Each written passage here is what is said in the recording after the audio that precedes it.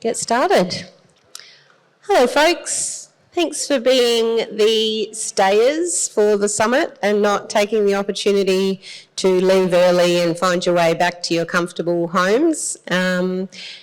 Often people do have to leave these events towards the end, so it's really great that we've still got so many of you here with us to join us in this conversation we're going to have. It's been an incredibly rich couple of days, and so just reflecting back to all of you, the number of times people have said to me how much they're valuing this opportunity, valuing the learning, valuing the content, and valuing the opportunity to connect with each other is just really, really great to hear. So yeah, I hope that it's an opportunity to feel a bit reinvigorated, to feel a bit re-inspired, to feel a bit re-energised and committed to the journey that we're all on together. So, my great pleasure to introduce the panellists for our closing conversation. On my left, Joanna Quilty, who spoke to us yesterday. Joanna is the newly appointed Head of Preparedness and Recovery at the New South Wales Reconstruction Authority. As the ex-CEO of NCOS, Joanna has demonstrated a strong commitment to disadvantaged people and the frontline NGO social service sector that helps to support them. One of Joanna's areas of special interest off the back of her Churchill Fellowship is how to build collaborative network models that enable NGOs in disaster management processes. Thanks for joining us, Joanna. On my far left, I have Byami Williamson. Now, Byami is a Uwale man. Did I say that right? Thank you. A research fellow at Monash University, the project lead at Fire to Flourish, and we've been so pleased to have a number of representatives from Fire to Flourish with us. And a researcher in Indigenous disaster resilience. Byami is also a policy analyst with academic and field experience in Indigenous leadership and Indigenous governance. Byami has studied the impacts of both the 2019-2020 fires and the 2022 disasters on Indigenous communities in the Northern Rivers of New South Wales. Just noting, sometimes I have a tendency to say the 1920 bushfires. Everyone's always like, 1920? So you have to say 2019, 2020. Yeah, disasters go a long way back, but yeah, we refer to that one in particular. On my right, Beck McNaught, who is a local researcher and also a member of the South Golden Beach Ocean Shores New Brighton Community Resilience Team. Yeah, a good long one that represents the nature of that particular community, and I will get better at saying it. She also has a long international career working for both the International Red Cross and the United Nations in disaster management and resilience building, particularly in the Pacific. Beck has recently completed her PhD in collaborative forms of local governance in climate and disaster resilience, with case studies in the Pacific and here in the Northern Rivers. She co-led the community response to the 2022 floods in her local area and currently works as a researcher for University of Sydney's University Centre for Rural Health here in Lismore. UCRH have been an incredible local resource researching disaster impacts since the 2017 floods, and it's really excellent to have you join that really amazing team. And on my far right, Sergeant Mark Johnson, who is the Deputy Local Emergency Controller, LEOCON, for the Northern Rivers Local Emergency Management Committee, which covers the Lismore, Kyogle and Richmond Valley LGAs, and he was in that role during the 2022 region-wide disaster and has also managed a number of other disasters in that role in the Northern Rivers. So, a really great panel to have a conversation about what our last couple of days has been. So let's just start by having a quick around the grounds. It's been a very rich couple of days, so perhaps you'd like to share any key insights into what you've heard from the panels. We might kick off with you, Byami.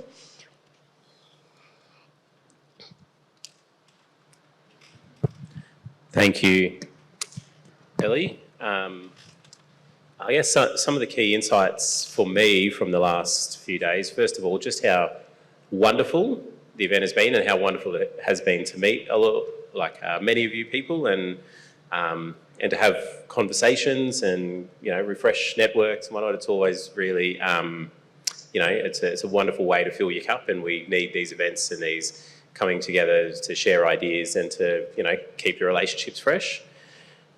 That's been great. Some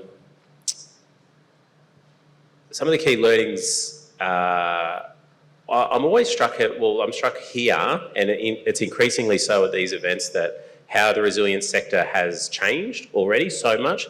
5 years ago, 6 years ago, when I started hanging out with this crowd, it was mostly still uniforms. It was still, fireys and SES officers and army personnel.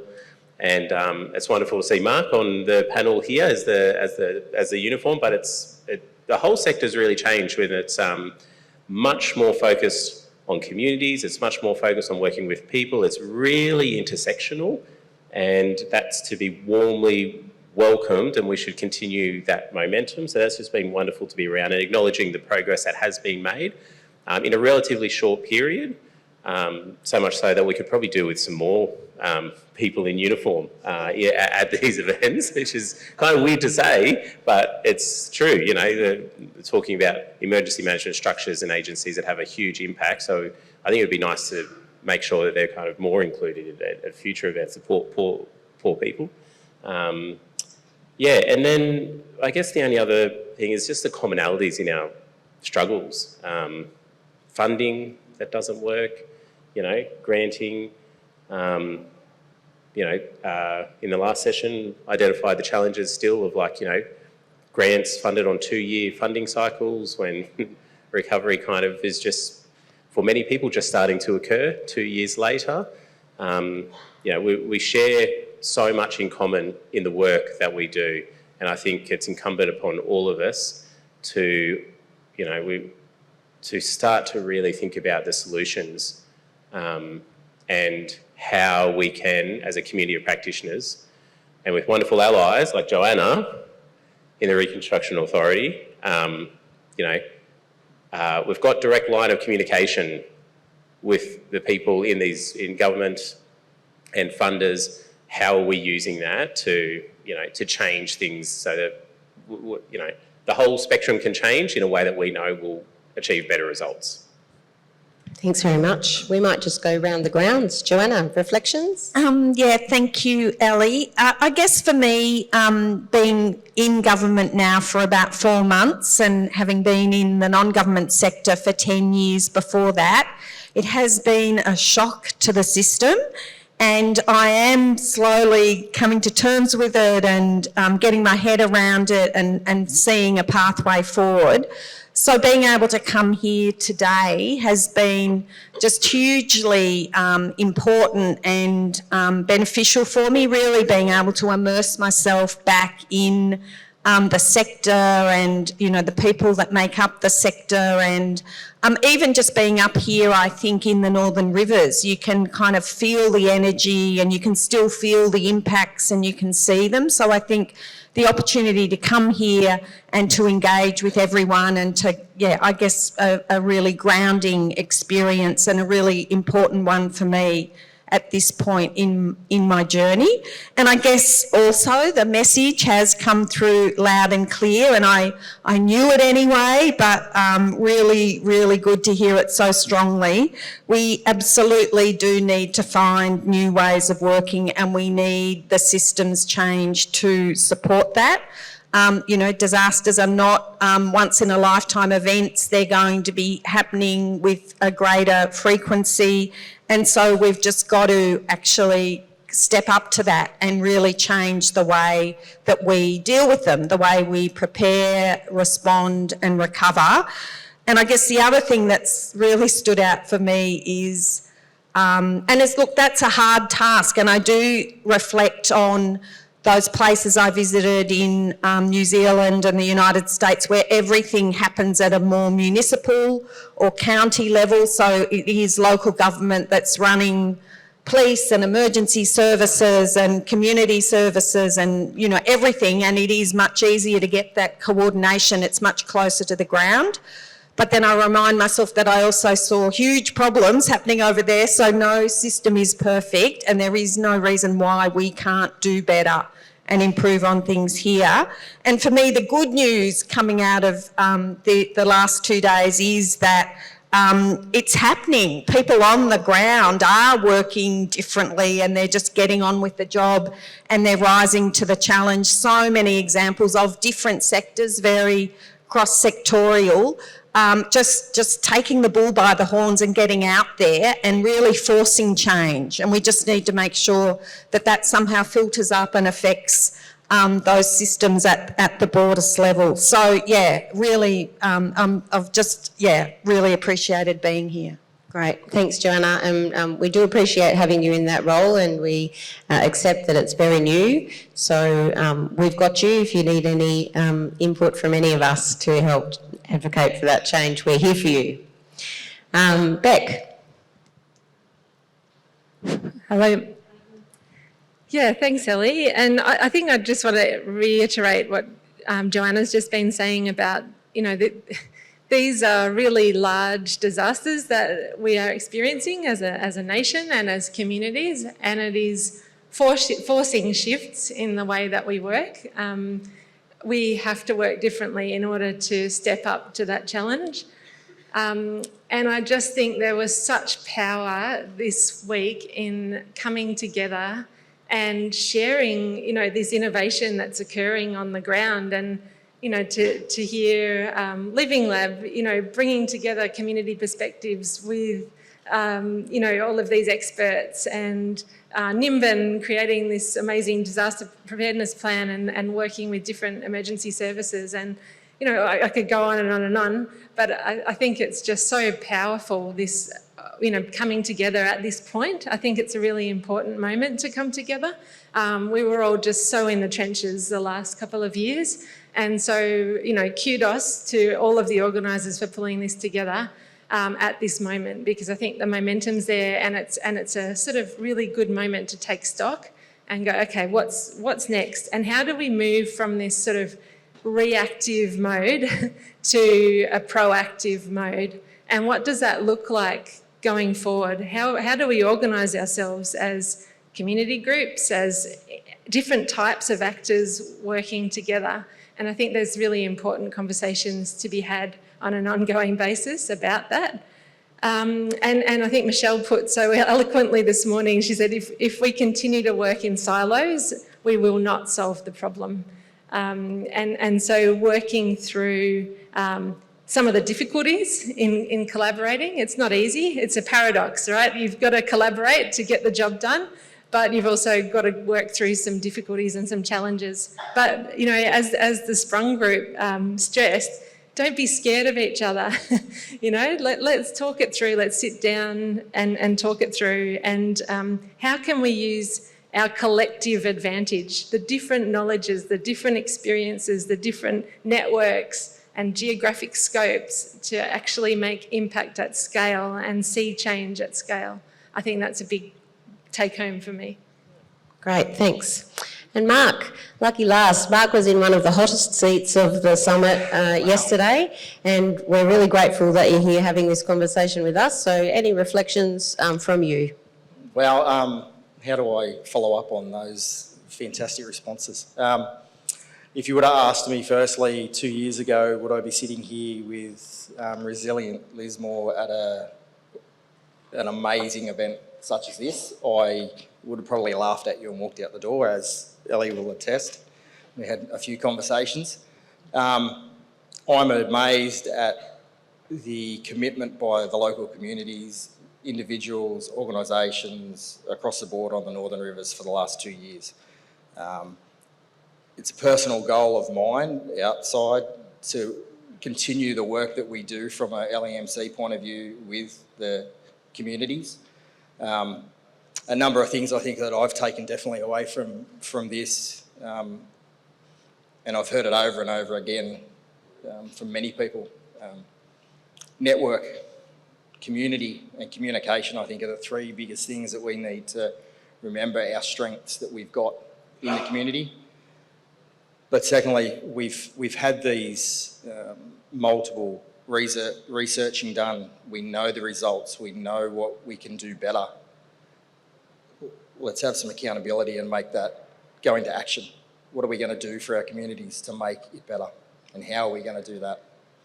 I think that's a big message that's coming out from you guys that everyone needs to listen to and keep moving forward. Yeah, thanks, Mark. And we really tried to do that in designing this conversation over the last couple of days, which was like, how do we move from talking and from information sharing into action? How do we actually work together? Because we can say it, we can say, yeah, we need to work together. Yes, we need to collaborate. Yes, we need processes that enable that. But what does it actually look like? And how can we build those structures now so that when we have to navigate significant disruption, we have some structures in place? So Mark, I'd like to invite you to share, if you could, what our local experience of community resilience networks is. Folks, if you've heard about community resilience networks, or CRNs in the acronym space, we here in the Northern Rivers are trialling this model, and I invite Mark to tell us a bit more about it. Just to one thing you said, I think when I was asked to come and talk about emergency management, there's a little bit of a disconnect about emergency management and what everyone's role in it is. And I think one thing I'd really like to enforce here, emergency management is about we, us. It's not about us doing things for you guys. It's actually a collaborative approach between everybody. We can't do our job without you guys. So emergency management in New South Wales and the framework we have is about togetherness and doing it together. That's the first thing. So regarding CRNs and the CRTs, out of the 2022 floods, at our LEMC level, we identified very early on the big void between community and the LEMC or the EOC level where some decisions are getting made. There was information coming out. Was it going to the right people? Some information wasn't coming out, but we know there was information out there. So there was quite a void right in the middle there. Myself, being with the police, Red Cross, Reconstruction Authority with Lauren and Lani, who need to be mentioned in this, and the other in their group, have done an immense amount of work in this area. Only to recently, and I've sat back and I think Lani can attest to this, and both Lauren, we've heard a lot of information about how they would like things to be. Well, we actually are taking steps at this moment to try and fix some of those problems. We've got a proposal at the moment where we are going to try and bridge that gap with community networks and your community groups, which include your NGOs and your councils right up into the EOC. And hopefully once we send that proposal on and forward, we will have that better communication, that linkway, that pathway from community into the local emergency management group. Yeah. And so that structure of the community resilience networks with members from community resilience teams or place-based community groups is that at each LGA level there's a CRN.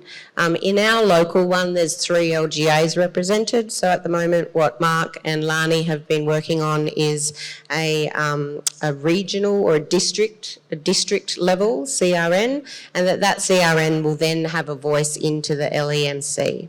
What we hear often is that everybody wants a seat at the table at the LEMC. Everybody wants to know how they can get into that room and be a part of that conversation.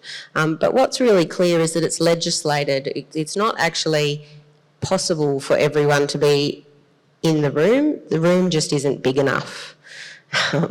And so what we're really doing is we're trying to explore ways to enable that information flow at the height of the disaster between communities into the LEMC and from the LEMC back to communities.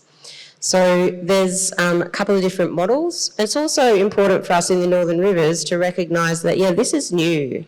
here in the Northern Rivers, and we have an opportunity off the back of our disaster to create structures that hopefully other communities can see the value in those and the value of inclusion of communities in those processes. So yeah, Marks and Lani are really important to acknowledge. Lani McNeil from the Reconstruction Authority doing good work there to try and bring all of our community representatives together. Beck, I might just have a chat to you about this. We had an interesting conversation, which was, and reflecting now that we moved from emergency management into recovery pretty quickly, and there's subcommittees upon subcommittees upon committees upon recovery committees from the local level to the regional level to the state level, and the community has a very opaque understanding of all of those levels of committees, very limited inclusion. And for those of us that happened to find ourselves on those committees, there was an experience where it was very much one-way information sharing up to government and very little back, and not very much lateral coordination. So, Beck, thoughts about, what can we do to move from around the grounds reporting and information conversations to action and to collaborative action as we move through the long phase of recovery? Yeah, thanks, Ellie. I think how we organise ourselves is really important, and how we structure collaboration so we're not sort of scrambling when the shit hits the fan. And I think there's a few things that stand out for me. One is the important role of local government in coordinating those community resilience networks. And to my understanding, because I'm part of the Byron CRN, the councils still don't have ongoing funding for those resilience officers to play that pivotal role to be a coordinating, assistance for their local government area. And I think that's one really important change that, needs to happen. I think also we can do things to organise ourselves as community groups. So, for example, in the Byron CRN, we've created a subgroup called the Chubs, the Community Hubs, and it doesn't matter if you're, you could be a recovery organisation, a place-based recovery organisation like Mainarm, or you could be a CRT, or you could be a whatever you are. You can come together, and at least we can look at what our common problems and common needs are and reflect that back up into the CRN, rather than 20 of us all trying to have a conversation at the CRN meeting. So there's ways that we can make things effective and streamlined, I think. And how we fund things going forward is really important. So again, the importance of entities like the NRCF for mobilising community related action, because communities often, they know what they need on the ground. And we saw lots of gaps in recovery that community organisations, grassroots community organisations could value add to. In our community, no one was working with youth and young people. So we set up some art classes for, flood affected families, for example. It's just a really simple example, but often these groups are operating on the smell of an oily rag. and so just to be able to have that, enable that agility is really important, I think, as well. Good segue back to you there, Joanna. So there's a couple of things that we've picked up there on that conversation. We're talking about governance, so structures of committees that, we really need to enable community inclusion and community representation on those committees and those structures in the Northern Rivers. It was missing, and it still is missing, the voice of community into our recovery processes. So what can we do there? And then obviously there's a funding conversation there as well about how can we enable rapid funding into the places that need it, and then ongoing funding for preparedness. Yes, some big questions there. I think I would start by acknowledging that, communities are really complex and diverse, and a hierarchical, one-size-fits-all, kind of very rigid governance structure is maybe going to suit the purposes of some, but it isn't necessarily going to be what's going to suit these really complex, diverse communities. And I think we need to, recognise that a more networked model that has that flexibility and agility and that is porous. Like, not everyone can attend every meeting, and there are going to be people that come and go, and you've got to be able to accommodate that.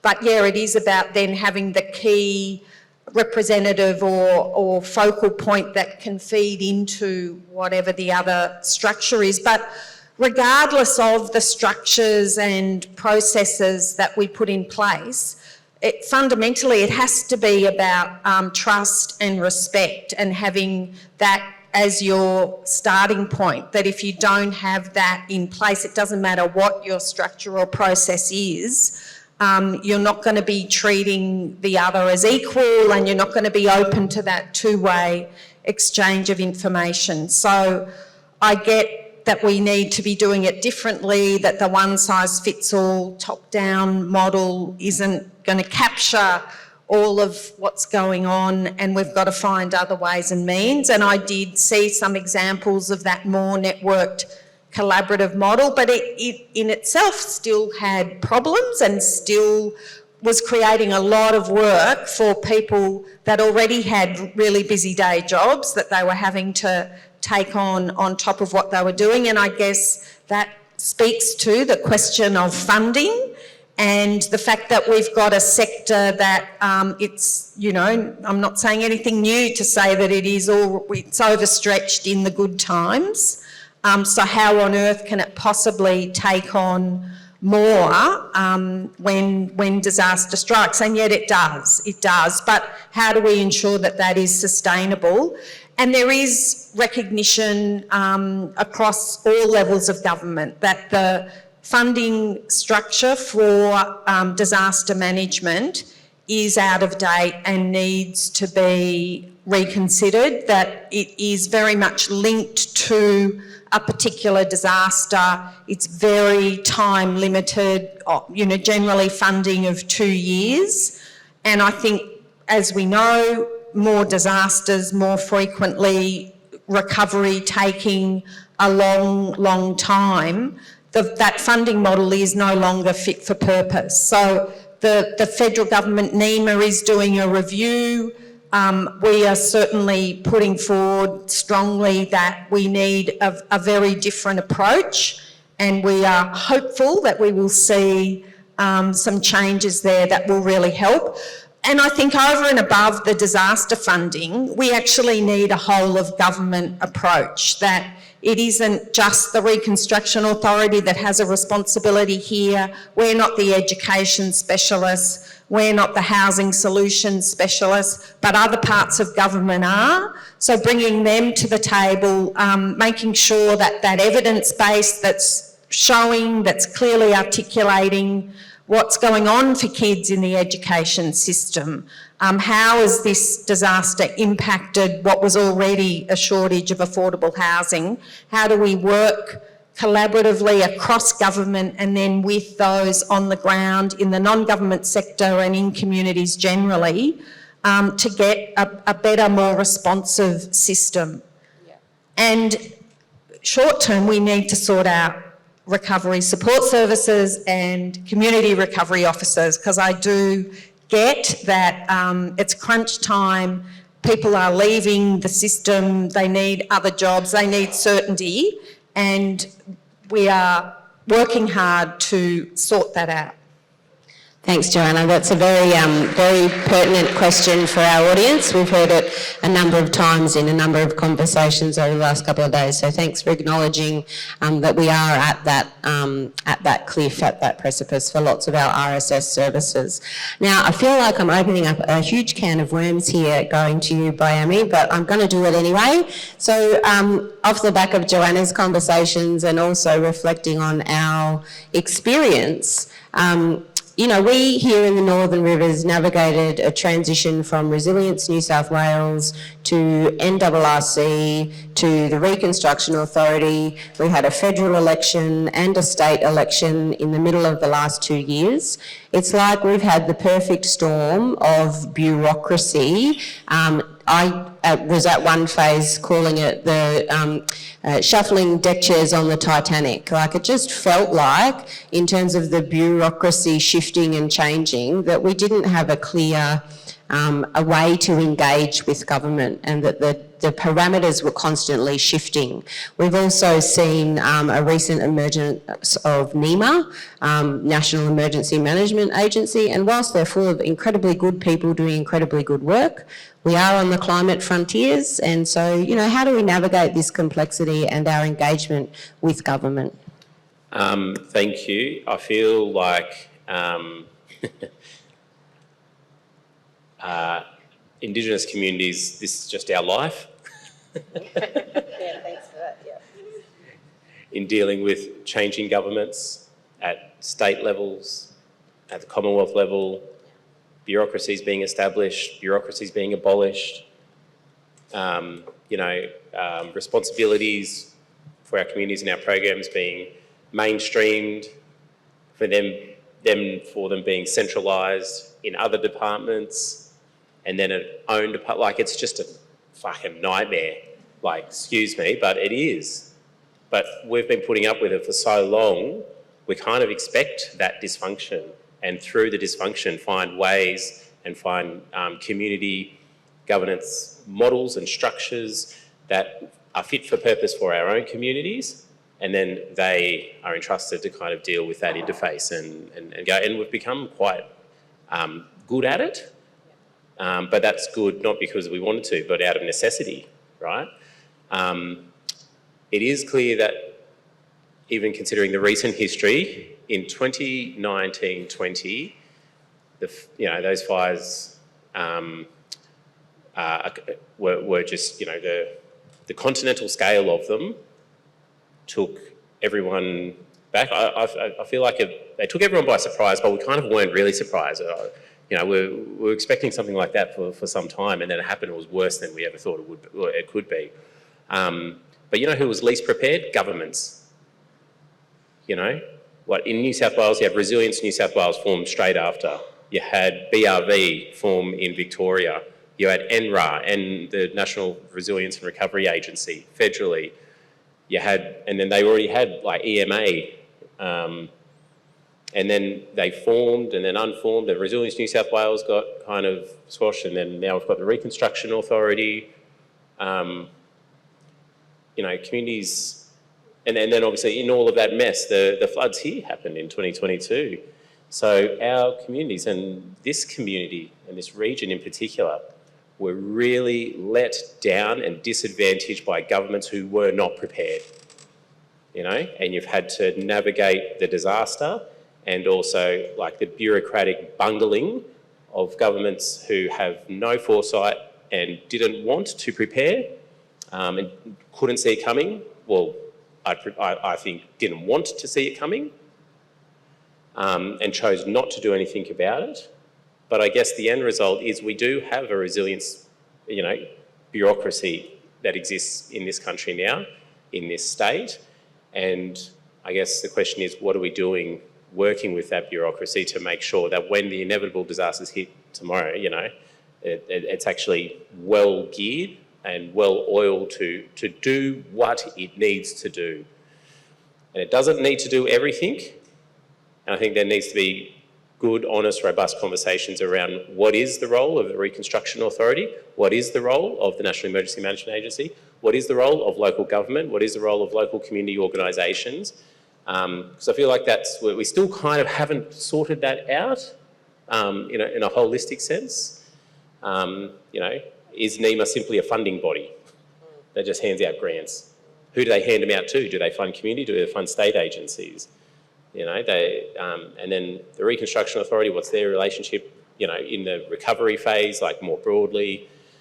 So these are all questions that are being asked, And I actually think that rooms like this and the people in this room are the people who need to be at the forefront of those conversations and leading those conversations to make sure that we don't, like people who are in charge of recovery and work with communities and live it every day to make sure that whatever the arrangements are, they are working for the community and not adding burden, the burden of administration, the burden of relationships, the burden of acquitting grants and applying for grants, that community, as much as possible, are relieved of those burdens so they can just get on with their lives. Thanks.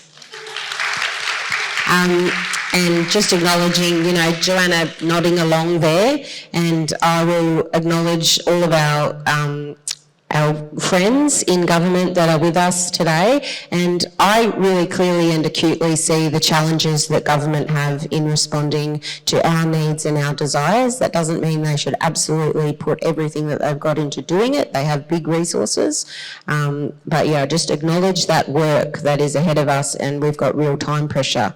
I do want to allow some time for questions, so I just want to touch on a concept that has been flagged a few times over the last couple of days, and it's a really hot topic in disaster resilience.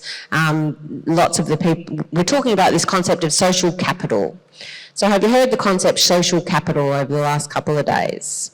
Yes? No? Don't know? Well, you're going to be hearing it a lot because social capital is how we're starting to talk about, or not starting, but how we're talking about what enables a strong community response. There's lots of talk about community development, so social capital. So I just wonder, we might, Mark, give you a chance to come and join the conversation. What do you think when you hear social capital, and how might we enable that in our communities? Is it on? No? Yep. Got to be careful about how I answer this one. Social capital. I think the way we can foster it in our community is look at ourselves and what we do for ourselves first, because if we don't help ourselves individually, we can't help anyone else. So first, before looking outwards, look inwards. See what we do in our own homes. See how we have our own plans. Many programs that are out there at the moment are willing to help everyone else, and most of the people that are in this room are here to help. How are we going to help our community? How are we going to help our groups? Look at yourself, help yourself. When you're happy with your ability and your comfortability, you will have a better resolve and be able to help the person next to you a lot better. I think that's one way we can assist in social capital and building social capital. One very big issue with social capital is it's unrecordable, totally unrecordable. We could have very good social capital, but there's nothing that government can see, bite my tongue here, nothing that government can see on what actual social capital is. And I think that's the barriers that we're going to deal with from a community every day of the week.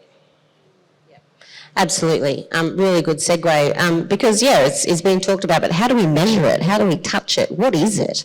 How do we reflect it in our sort of numbers-based reporting mechanisms, or, having to tick the boxes? Beck, thoughts on social capital? Yeah, it really is a bit of a buzzword. There's lots of talk about it. And I think we talk about it often in terms of how we create connections and things like building networks and events that community can come together. But I guess as researchers, we have questions around this, and we know from previous flood research that, groups experiencing, prejudice and discrimination might access social capital and experience social cohesion differently, and so it's not uniformly experienced, I guess. So I think we have to be a bit careful in terms of how we throw it out there as the solve-all for everything. And we at UCRH, we've been actually we've submitted a research proposal to identify, how do different groups within our society experience social capital and cohesion, and how can we build more inclusive societies, I think is a really important question in that, rather than a one-stop shop for, Absolutely. I might jump to you, Bryony, on this one. I heard you talk in your keynote yesterday about kinship and those really amazing the social capital within kinship. So any thoughts from you from that and just around the social capital conversation in general?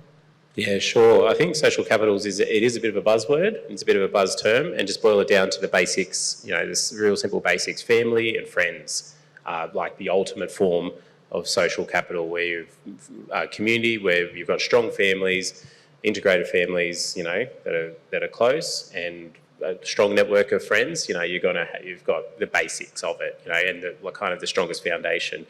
Community organisations and community groups, football clubs, sporting clubs, netball clubs, Lions groups, all these youth groups, these things are so important, because these are the groups that kind of exist on the outer layer of that. So kind of demystifying the language of social capitals. Don't let it confuse you. It's the basics, and it's the stuff that we all know, and we kind of sustain ourselves. And then, of course, on top of those kind of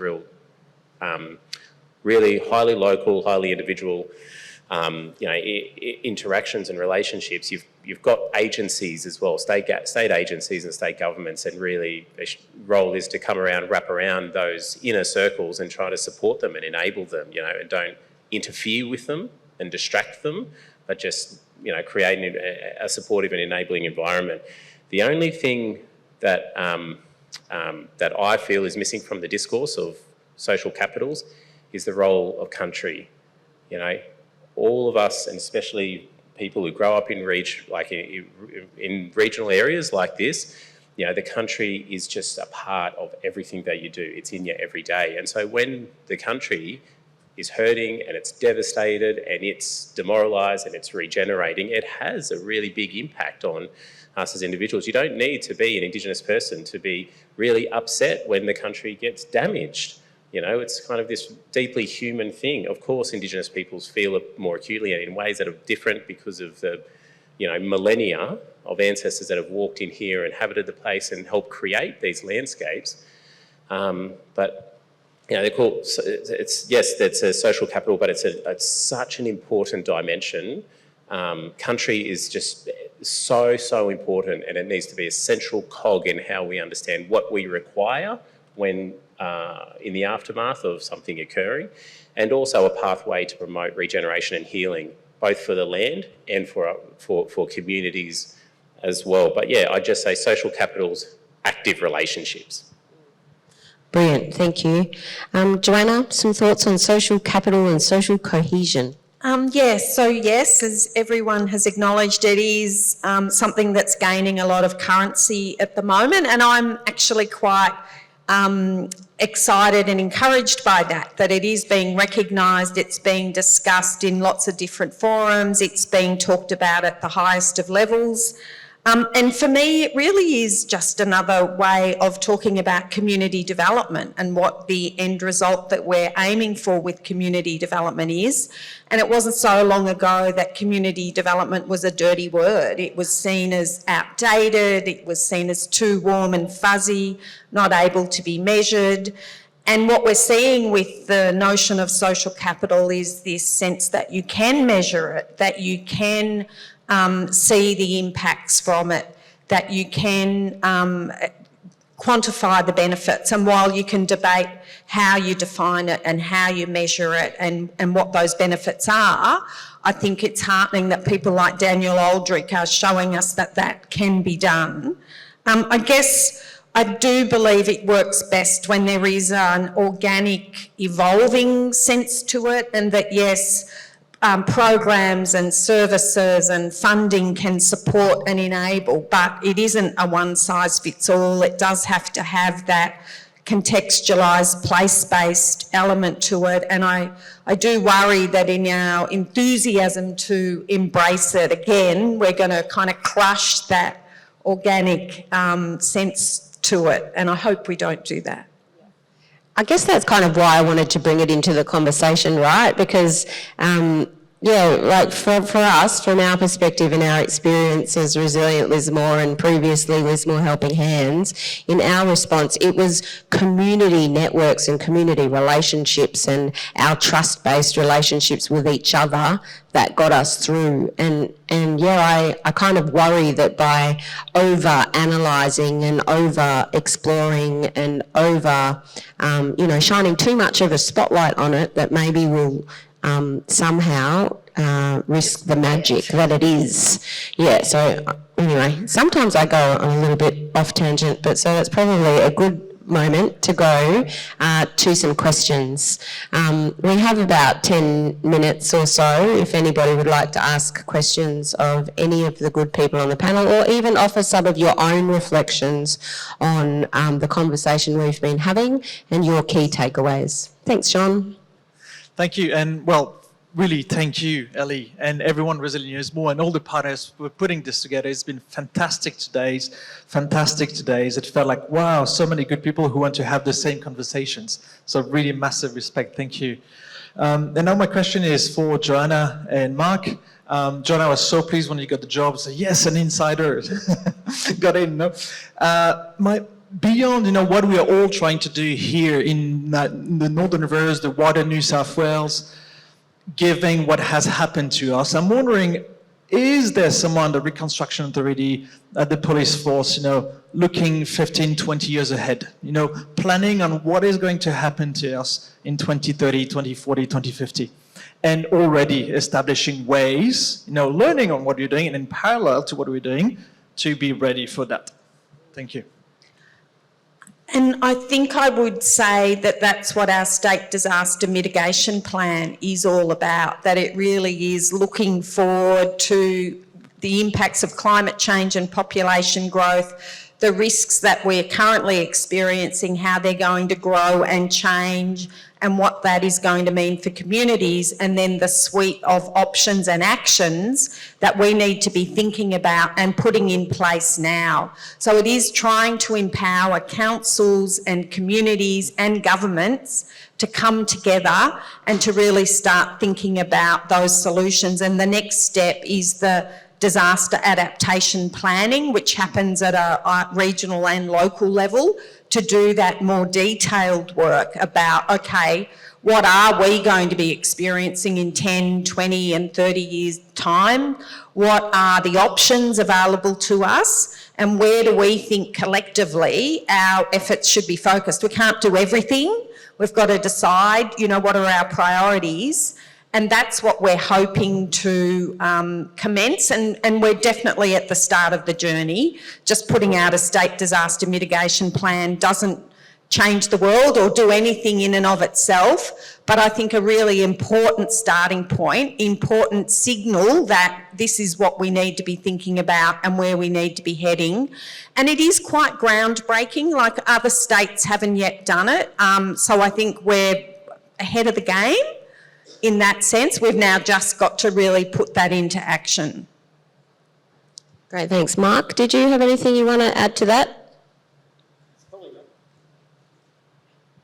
Probably not much I really can add to that other than from a New South Wales Police point of view, we're constantly looking at ways of evolving and moving and the ever-shifting environment of what New South Wales is and how holistically the New South Wales Police deal with all facets of our job. As you can understand, our role is it's not just emergency management, we have a very large realm. So we actually got a whole command that looks at capability and what our capability will look like over the next decade, the next 2 decades. So there's always someone for looking into it. But ultimately, that's our challenge, right? We're up against it. The clock is ticking. How do we do this big systems change work that we're all talking about when, those of us that are believers realise that we don't have a lot of time to do the work we need to do? Any other questions for the panel? Yep, over here. Ross in the middle. Thank you. Ellie, how can we get a copy of even a summary of the summit and even the recording or a summary, as to say, of what we just experienced in the last 40 minutes? And is it possible that there's a website or something where we can just simply, if we simply wanted to look up one or two of the papers or recommend to our local group, look at this and look at that, is there something like that that we can access by the internet in the near future? That's a very pertinent question, Ross.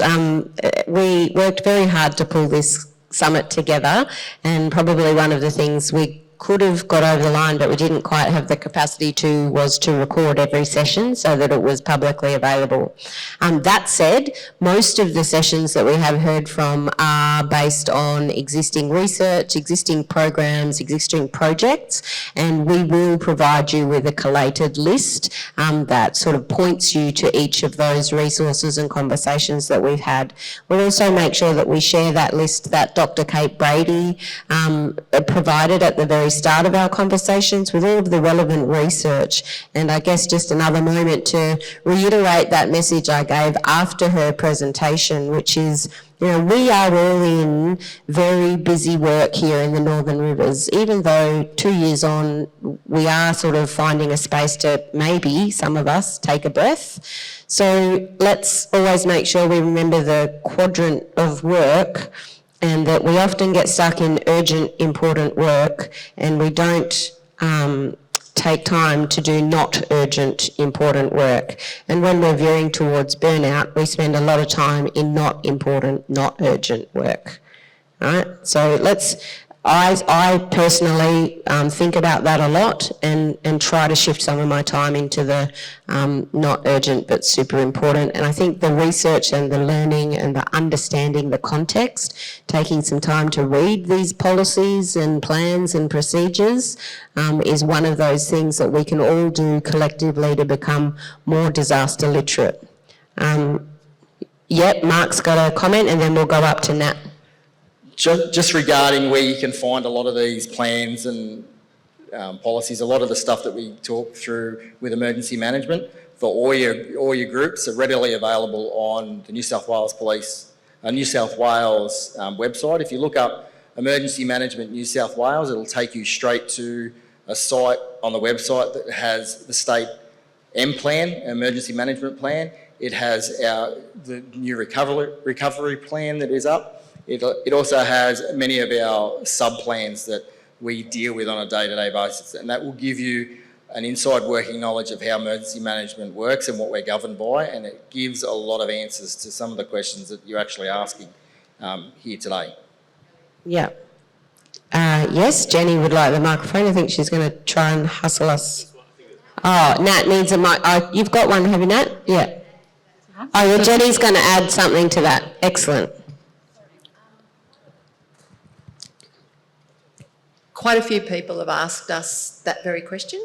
And so it's important to know that all of the keynotes were recorded here and the panel discussion was recorded here. And people have asked about all the PowerPoints.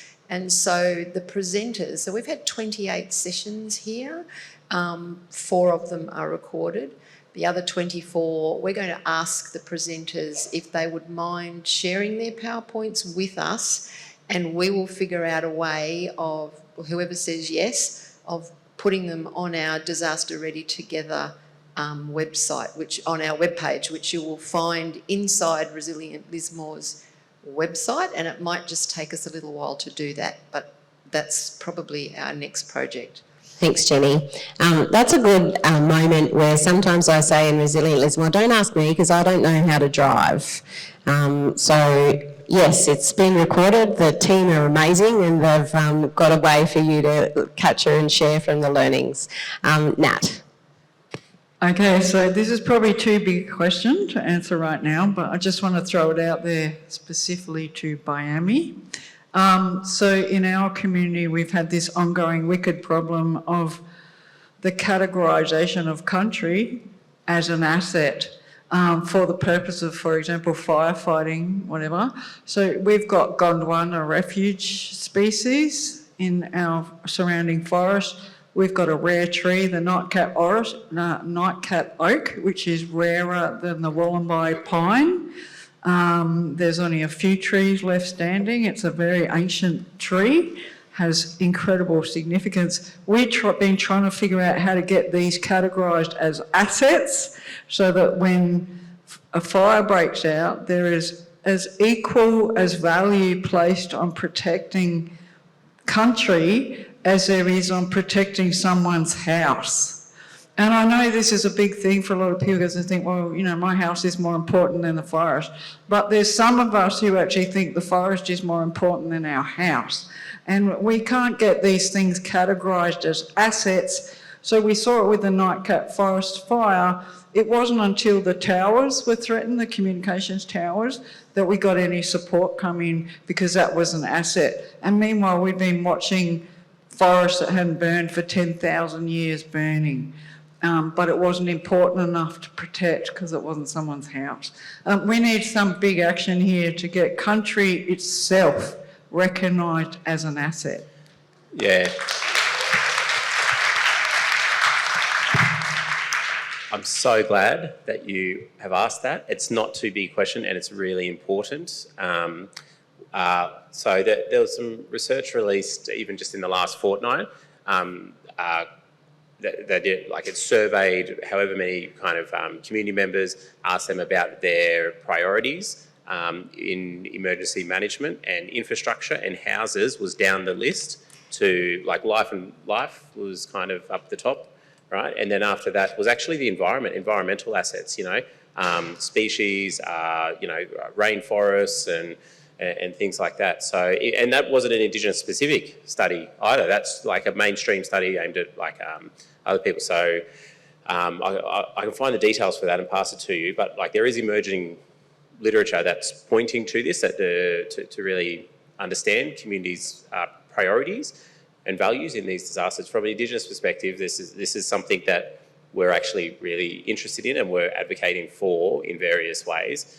Like to get the change that you're after, we actually need to think about recalibrating like the whole value system that's inherent and so deeply ingrained in emergency management, which I'm sure as many of you know, it's life, property, environment, in that order.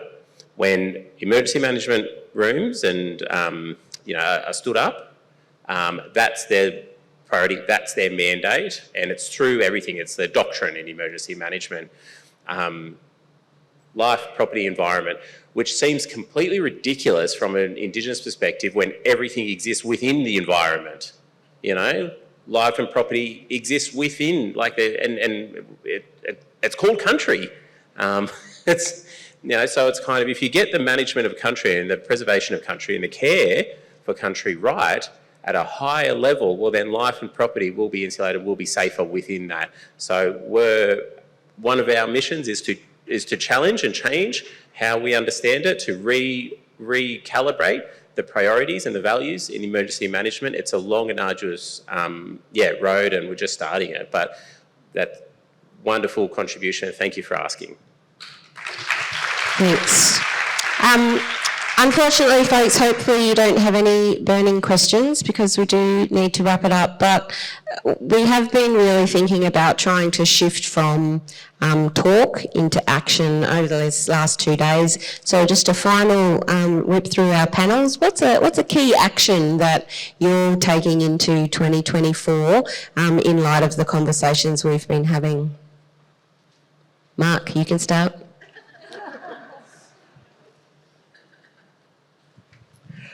They can be short answers. Action, I think from a personal point of view, within the realms of what I'm working with, I'm going to keep pushing within my role as Deputy Leacon to put community first and make sure that we are there, doing the job to support the people that we're there to support.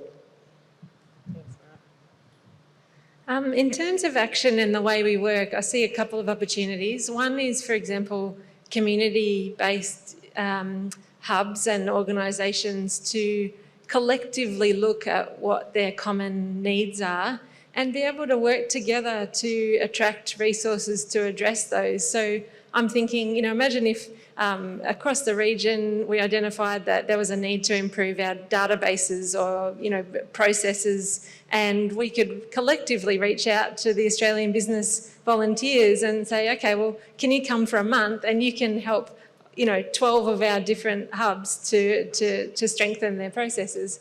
I think there's efficiencies in that, that's a level of working that we haven't yet implemented. Another one I think is a real opportunity is working in sort of consortiums or, a way of being able to bring together the different strengths of different actors and jointly look at, funding opportunities together. So, even different types of organisations working together to share knowledge, to learn from one another and more holistically address some of the risks that we face and the challenges that we face collectively. I think that's, to me, moving from this kind of sharing information mode to actually collectively creating that impact together. I think that's a real opportunity. Right, thanks, Beck. Joanna? Look, for me, I am really acutely aware that the Reconstruction Authority has really fantastic people in our regional delivery teams. They're not your usual public servants. They come from really diverse backgrounds. They're where the rubber hits the road, and they have really difficult jobs to do because they're copping it on all fronts, and there's a bureaucracy behind them that sometimes isn't as enabling and supportive as it should be. So for me, I see those people as our key enablers of change, and so I want to be better supporting and enabling them and empowering them to get out there and really do the fantastic work that they're doing. And I know there are many examples of that where they're connecting in with their communities and they're working really closely with all sorts of, you people and the fabulous work you're doing. So really to support and enable and empower them. But in the meantime, behind the scenes, be trying to fix up those systems and processes and all those things that bug us on a daily basis. Thanks, Joanna. Just a small couple of things to do there. Easy. Miami? Yeah, so three big things on top of all the regular, the research and advocacy that we do generally is, as a program, Fly to Flourish, we're in 4 regions in New South Wales and Victoria, and we're going through another round of co-granting in the regions and really want to sort of see some really positive, impactful investments in community, but investments that are kind of come from the community and designed by, success metrics that they determine. So really want to, support our communities to get that out in a really efficient and effective way. I think in the Indigenous disaster resilience space specifically, we're really hoping this year that we can design kind of an Indigenous leadership forum to take forward the advocacy and the agenda setting in Indigenous disaster resilience nationally, so stay tuned for that. And then finally, we've got another big event coming up here in Lismore towards the end of the year. So I can't say too much more at the moment, but if you do follow us on LinkedIn, you'll be able to keep up with us. So please look us up on LinkedIn, NIDR, National Indigenous Disaster Resilience. Stay tuned and really look forward to working with Resilient Lismore and Jagan Alliance later this year and be back here in Lismore. Thanks, Miami. Always good to keep people interested. And I guess for us, from a Northern Rivers-based perspective, we've had a huge impact here, right? But we have to realise that with significant disruption comes opportunities for significant change. So whilst there is a lot of intention on learning from the Northern Rivers, we're fiercely committed to continuing to advocate and to continuing to play our role in working towards that systems change that we so desperately need. So thank you. Thanks everybody for a great conversation. Thank you all for hanging in. We are going to do a final closing session with our amazing visual documenter, Dana, who's down the front here. So let's thank our panellists and thank you for staying engaged.